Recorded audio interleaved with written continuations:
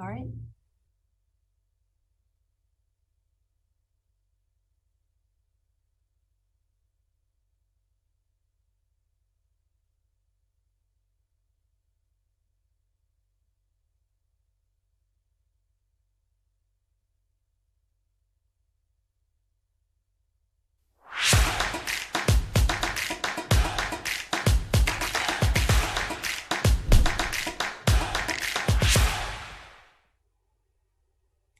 Hello, and welcome to Newsmakers. I am your host, Lisa Pugh. Republican legislators are pushing for an investment in law enforcement, citing increasing crime rates across Wisconsin and new challenges with recruitment and retention, leading to the lowest number of officers statewide in a decade. The package of bills, $25 million worth, including bonuses and other recruitment and retention supports, is being welcomed by police departments and criticized by Democrats. Here to talk about the situation and potential solutions is West Allis Police Chief Pat Mitchell, also president of the Police Chiefs Association, as well as Republican Representative Alex Dallman of Green Lake. Thank you both for joining us. Thank you for having us. Chief Mitchell, let's start with you. You have a 36-year career in law enforcement. You've seen a lot over the course of your career. What are these new challenges in recruitment and retention? Yeah, so we certainly have seen the last decade has seen recruiting for law enforcement to be a challenging time period. And it has gotten tremendously worse in the past 2 years. Really combined with recruitment is the ability to retain the folks that currently work here. And we are seeing retention issues at the same time. So it's really a double whammy, if you will, of not being able to have enough police officers serving to protect the citizens in the communities that we serve in. As for the root cause of it, it's a complex issue. Economics is certainly a part of it. There are other jobs that have always competed with law enforcement. But when you combine the economics with the environment that our country witnessed post George Floyd, it's made people think about, do they want to enter this profession? And it's also made people currently in the profession think about, do they want to stay? So it's been a rough 2 years. You know, we have some data on the ratio of police to population in Wisconsin that I'd like to put up. It shows that really sharp decline of officers in Wisconsin over this last decade. I'd like to talk a little bit more about what we attribute that to. You mentioned the George Floyd protests and that, you know, how that impacts Wisconsin. Are there other reasons as well? Yeah, I would say that the biggest change has certainly been the events in Minneapolis, the death, the homicide of George Floyd. That has cascaded in a protest movement, which is great. People should protest. They should tell their government what they expect. People have the right to expect a professional police department or sheriff's department, to expect polite police officers. So we have listened, and that we certainly understand that that's a part of the protest movement. But the message has sometimes been confused. I can tell you personally, I have witnessed a condemnation of an entire profession because of the actions of a relatively few amount of individuals. And we'd like the conversation to go back to individual responsibility and accountability. Certainly, if we have an individual officer that has done the wrong thing, we need to hold them accountable. That is what we do. And people should accept that because of the actions of one or a few, we are not all bad people. And that's kind of the message that some citizens gave to officers, not all. I'm very clear when I say some. And one of the messages that we have for officers on a weekly basis, we know that we are supported by the overwhelming majority of the citizens that we serve. But there was a vacuum, and the overwhelming majority that we have was silent. So that is a driving issue right now in law enforcement. Republican legislators, as we started out the show with, are proposing some solutions to the recruitment and retention issues. I'd like to show a summary of the package of bills that was introduced just a couple of weeks ago, a variety of pieces of legislation to develop a marketing campaign, to increase reimbursement for training costs, requiring technical colleges to offer a part-time academy program, a matching grant for small agencies to support equipment and testing costs for part-time officers, bonuses to new officers. That's the largest piece of the package at about $14 million. Representative Dallman, you're from Green Lake County, a lot of smaller law enforcement agencies kind of representing maybe what's happening in rural Wisconsin. What are you hearing on the ground from those agencies in your district?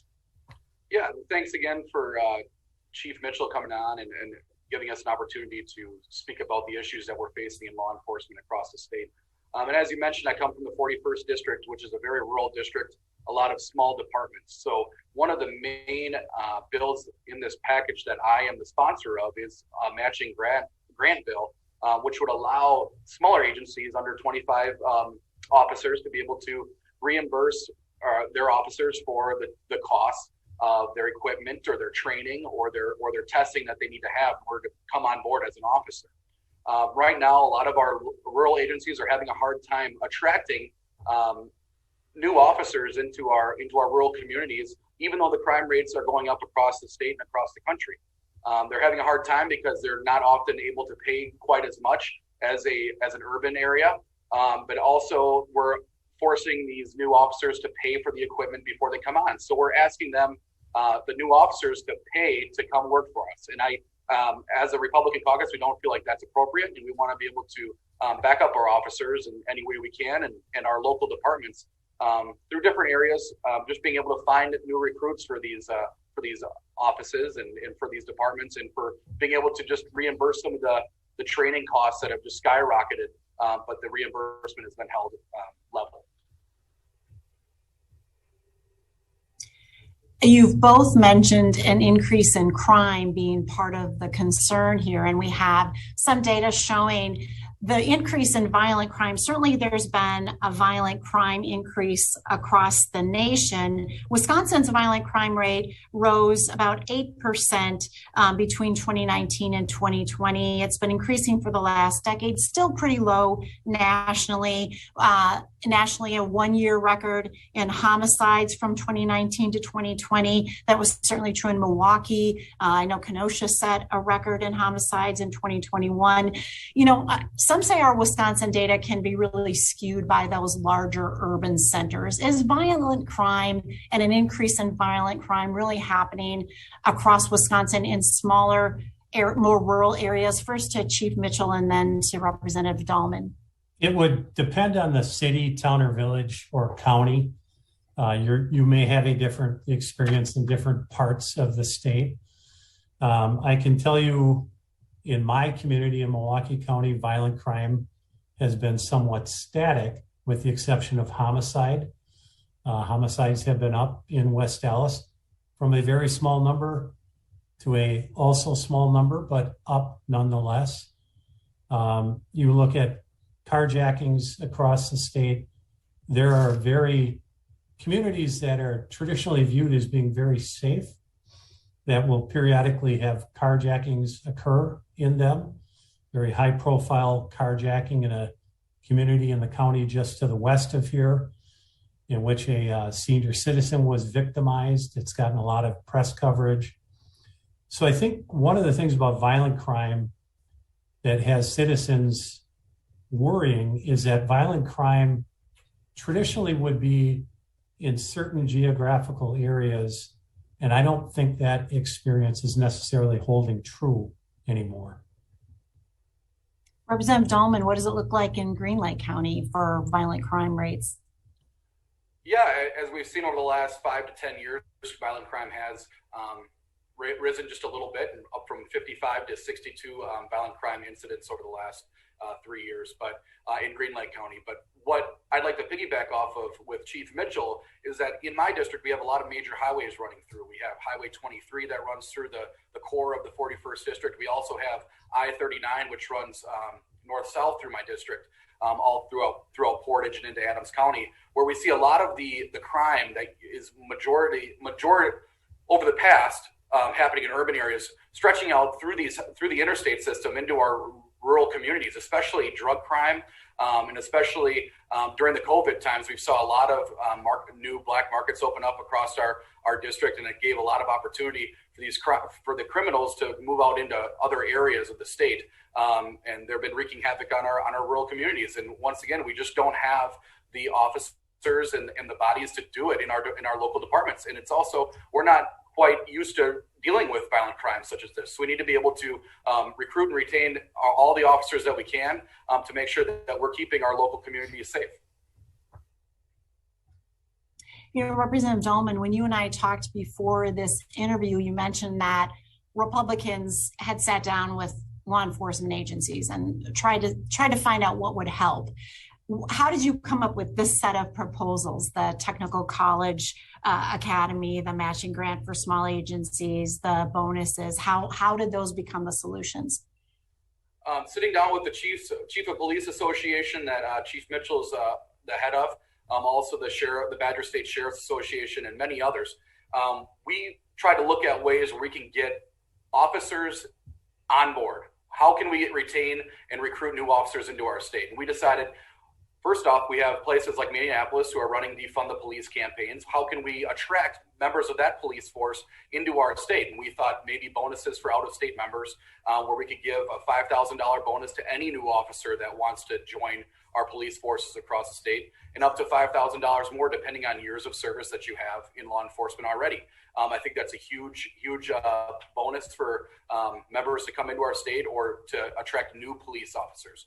Another thing we're seeing, especially in our rural areas, is we have a lot of part-time officers that would be willing to help out, but they just can't go to the academy day in and day out. They already have a full-time job. They already are raising a family.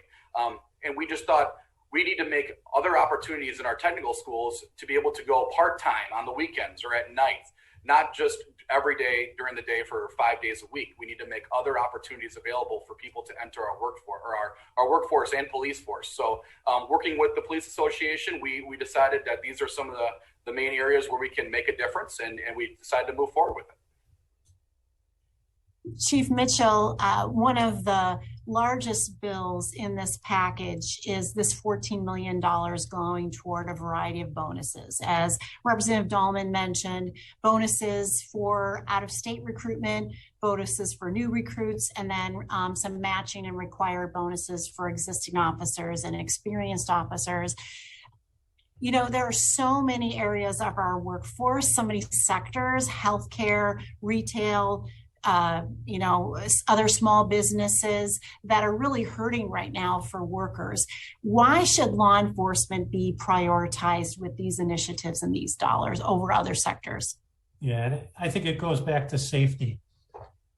If a community and the citizens of that community cannot feel safe, that community will not prosper in any circumstance whatsoever. Safety can be a driver and is a driver of economic vitality. I can show you neighborhood after neighborhood where if business owners don't feel safe in conducting business, they will not conduct business there. So if we want a strong economy in the state of Wisconsin, a huge part of that strong economy is allowing citizens to feel safe. And law enforcement, of course, is a huge part of that. Not the only part, but a big part of it. Will a one-time investment in bonuses be the magic pill to getting and keeping more officers? So it certainly, in my mind, would help us recruit more than retaining. So police officers that are currently employed in the profession, they simply want to work in a city and for a department that publicly supports them. So one of the things I've said in the past, you look at a bonus. Let's say that the bill is modified. Let's say that it's not a $2,000 bonus. It's a $500 bonus. The money itself is really not likely going to keep someone in the profession. but the public support that comes with that money is what the officers in this state are craving. It is a public demonstration from the state of Wisconsin and the local employer that they value the officers and that they're willing to give them a bonus because of it. Now, recruiting is completely different. Many, many private sector entities are using bonuses to recruit right now, and government is no different. If we want someone, highly qualified, competent people to come in and help us, a bonus will go a long way towards helping them choose us instead of someone else or another state. You know, Representative Dallman, this package of bills has its critics, in part because of the way it's funded. So it's funded with this one-time COVID recovery dollars, and those are monies that the governor has control over and has in many ways already allocated. I want to read a quote from Democratic Minority Leader Gordon HINTZ. He says, Republicans are proposing using one-time COVID funds to fund local law enforcement at roughly half the amount Governor Evers proposed since he was elected in 2018, and that Republicans voted against. Despite the longest running economic expansion in U.S. history from June 2009 to February 2020, state funding for local law enforcement has declined under Republican control. Representative Dallman, a reaction to that? Well, first off, I'd say Gordon HINTZ is no longer the minority leader. He stepped down in that role, but he might have been at the point where he said those comments. But I would just answer with, we need to guarantee that this money is going to police officers and the departments themselves. If we raise shared revenue, or if we put more funding just straight into shared revenue, it doesn't guarantee that this is getting into the department's coffers. We need to make sure that this one-time funding, we can act a lot of these programs as pilot programs, and if they are successful and we see different a rise in the population of officers in our districts and state, we'd be able to come back in with GPR and refund these programs if they prove successful. But until then, I believe this is a very good allocation of our ARPA dollars and our federal funds to make sure that we can try this out, because we all know COVID has made a huge impact on the mental health across our state, a rise in crime. We need to make sure that that funding, although the governor says he's allocated it, that's a lot different than having spent it. So we need to make sure that we're focusing and prioritizing these funds into the areas that will benefit our state. And as Chief Mitchell mentioned, I mean, safety is a huge factor when we deal with all economics, labor shortages, everything. If we have safe communities, that is a huge driver in bringing people to our state to live and work, and to also come in for tourism. If we don't have safe schools, don't have safe communities, we have people that will not be willing to live here. In November, Attorney General Call announced a $115 million Safer Wisconsin plan that also includes some investments in law enforcement, community policing, violence prevention, victim services, crisis response teams, substance use supports, as well as funding for law enforcement training. The package has not publicly received Republican support. Why not? I would say that this package has a lot of different bills in there that are contrary to what we believe in. Red flag laws go against our Second Amendment rights right off the bat. We need to be smarter with this. There's obviously investments that we can come by in bipartisan nature, mental health awareness, victim protections. But I believe the chief could probably speak to this a little bit more when it comes to community policing and what he sees in his own role and how different aspects of the philosophy of policing works in our state. Yeah, Chief Mitchell, please do respond about Attorney General Call's package does include community policing, victim services, and training and recruitment efforts for officers. Are there some things in that package that police chiefs like? So we are obviously a part of the criminal justice system. So if there is additional or new monies to support victims of crime, that would be something that the Chiefs Association would always be in favor of. There already is large sums of money that are going to violence interrupters and things of that sort in various communities. But that is really down the path of we need the police to do less. And I'm certainly open to the police doing less as long as it's based in actual data as opposed to a feeling that it might work or it could work. So we're certainly open to having conversations with the Attorney General about the entire package. I know that there is a request in there for mental health awareness for law enforcement officers. That's a critical need, not just in the state of Wisconsin, but throughout the entire country. We would welcome the opportunity to talk about things like that. Training funds is another thing. This morning, the Assembly Democrats announced a package of bills that includes some of Attorney General's initiatives as well. Representative Dallman, you mentioned bipartisanship here. Do you think there is room for bipartisanship on these issues? And would you and your colleagues be willing to lead investments in the next biennial budget in this area for longer term solutions? Yeah, I believe so. And once again, we'd love to see these ARPA dollars go into some of these pilot programs, like I mentioned. And if they prove successful, we'd love to come back into the budget and refund these programs. So we need to prioritize the public safety and our law enforcement in this state. There's bills in the Democrat package and also the Republican package that I think should be bipartisan. But right now we see that there's no Democrats really signed on to our package either, which is unfortunate just because of the stream of funding that we're talking about.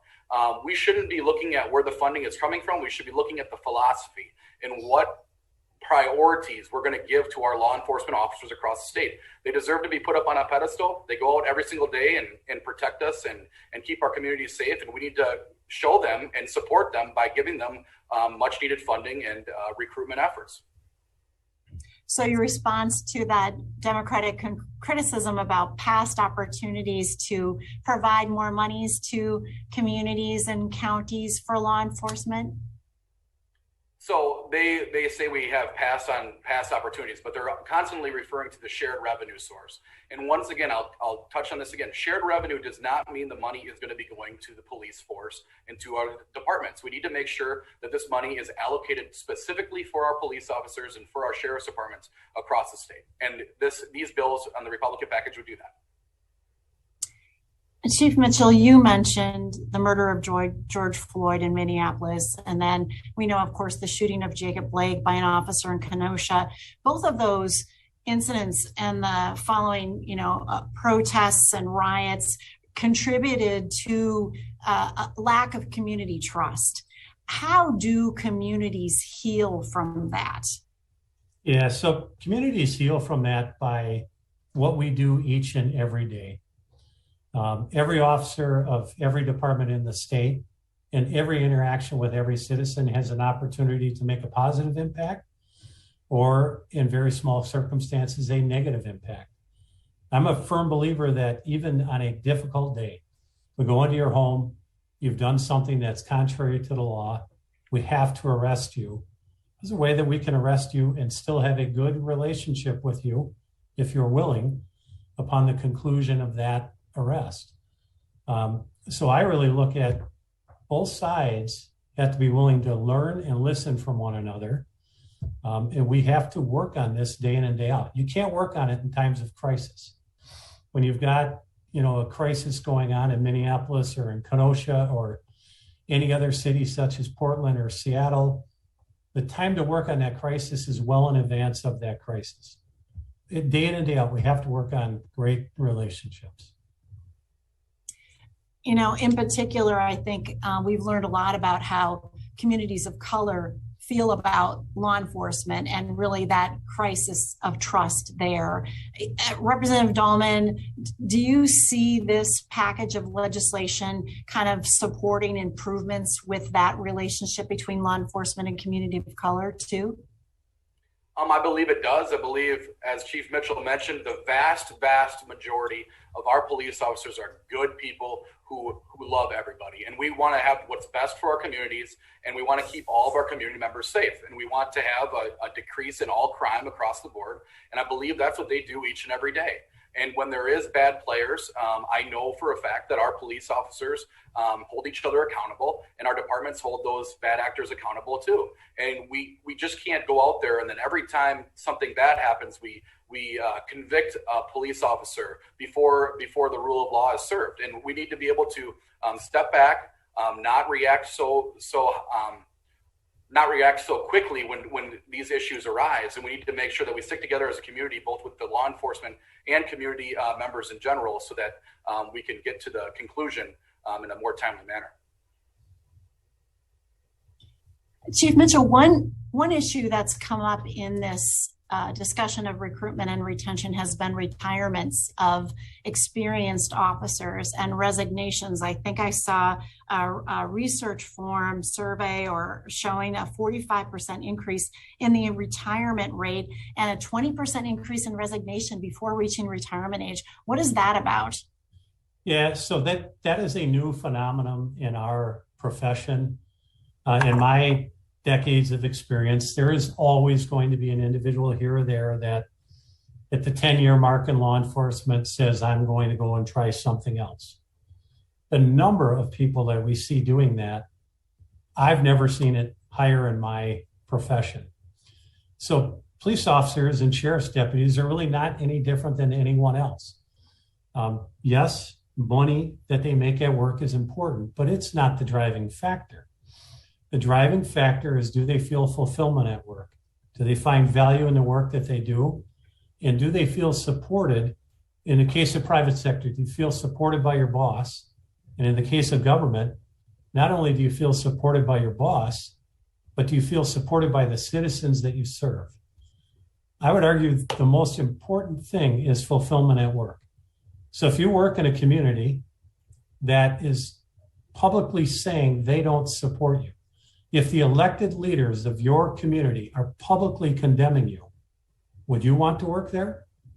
There are many, many people that don't, and they will go find something else to do where they can feel an equal amount of value in what they do for a living and not have to deal with being condemned merely because they put on a uniform to go to work. That's a huge part of it. I've had people in my department that said, I'm going to leave, don't know what I'm going to do, but I know I'm not doing this. And that is rare. Used to be rare, not rare anymore. And it's sad. Representative Dallman, do you see police issues as a major focal point in fall 2022 elections? And if so, why? Absolutely. I think it played a big role in our 2016 campaign, our presidential campaign, and also in the last presidential election as well. We really have seen a rise in violent crime across this country. We've seen a rise in carjackings into our suburban areas, and also into our rural areas. We need to be able to prove to the citizens of the state that we're willing to stand up and keep you safe, and that is to fully fund and to show our law enforcement and our authority some respect and some gratitude that they deserve. And right now, as Chief Mitchell mentioned, the top elected officials in our state have condemned police across our state, and also the top officials in our country have ridiculed our police force over and over again in many different instances. And we need to be able to provide that support. Because right now we see 77% of recent survey I just saw, 77% of people want to see more street patrols. They want to see an increase in police department budgets. They want to see the safety come into their local communities. And I believe in this campaign, it should be a priority. And I know the Republicans will make it a priority to make this safety come for the local communities that we serve. Chief Mitchell, one last question. How do we achieve bipartisan support to move law enforcement forward and community trust forward? Yeah, so we in law enforcement view public safety as a bipartisan issue. It's not one side or the other side. Public safety benefits everyone. So we would just like to see bipartisan support. Don't care which side proposes a bill. We look at the bill and will it benefit the communities that we serve? And if the answer to that is yes, we will support that bill. So we'd love to see bipartisan support. Well, thank you both for joining us today. Thank you. Thank you. And thank you to the viewers of Newsmakers. Be sure to tune in again as we highlight the issues and sit down with the decision makers who make an impact on our state and all of us. This program is a production of Wisconsin Eye, an independent, nonpartisan, nonprofit media network with a mission to inform, educate, and engage the citizens of Wisconsin. Wisconsin Eye is the nation's first and only independently funded state civics broadcast network, providing gavel-to-gavel access to government proceedings and events at the state capitol.